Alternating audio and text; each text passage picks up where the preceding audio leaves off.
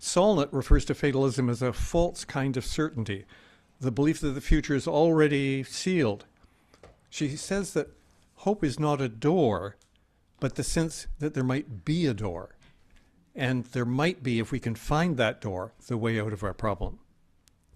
Kate Davies calls fatalism a habit of despair. And it is. It's a sense that nothing will change. Nothing we can do matters. And even worse, it's already too late. What's the point? Rejecting fatalism doesn't mean pretending that everything's fine. It just means that we're not going to let doom have the final word. We're not going to let despair become our worldview. And we're not going to let the things that we fear become the facts on the ground. Because they're not. That temptation to shut down, to turn away, to do nothing, that's real. That's the wilderness that we inhabit.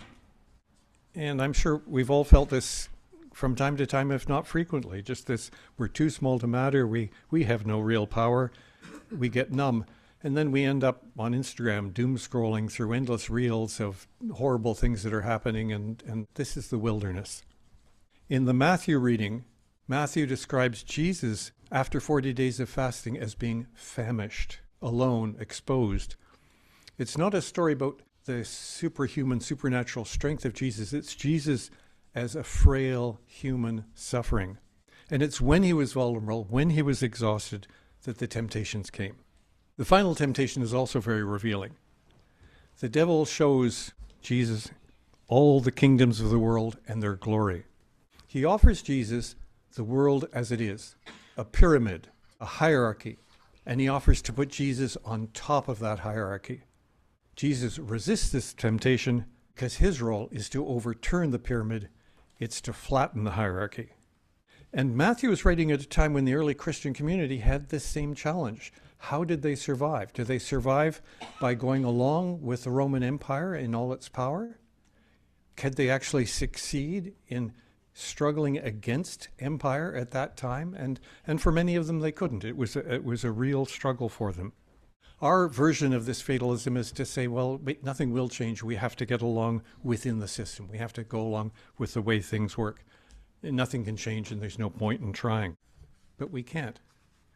We can't let go, and we can't give up. Jesus resists the temptation not with brute force, as Satan might use, but with clarity. He refuses the easy way, the shortcut, the imperial script, and he chooses what he's been asked to do by God. He chooses his assignment, to play out his role, to follow the slow relational path. He keeps the horizons open. He keeps hope alive. He trusts that he is not alone. People often talk or ask, what are we giving up for Lent? What do we need to give up this Lent? Well, what we need to give up is the control that our fears have imposed on us. So how do we move beyond doom? Well, I'll come back to the Wagamese reading.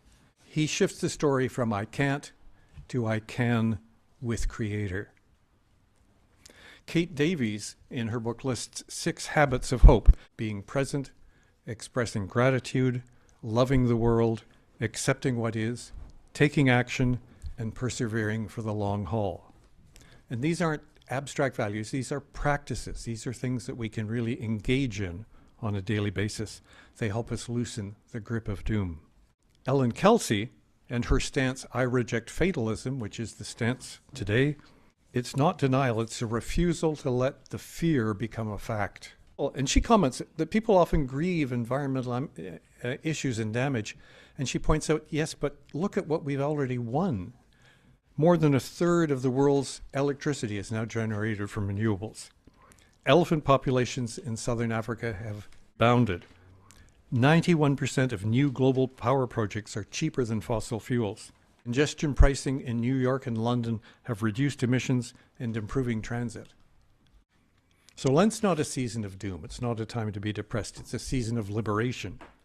In this first Sunday of Lent, we are invited to follow Jesus into the wilderness, not to be overwhelmed, but to learn how to resist. We reject fatalism. We refuse doom. We trust that we are not alone, and we believe that our actions matter.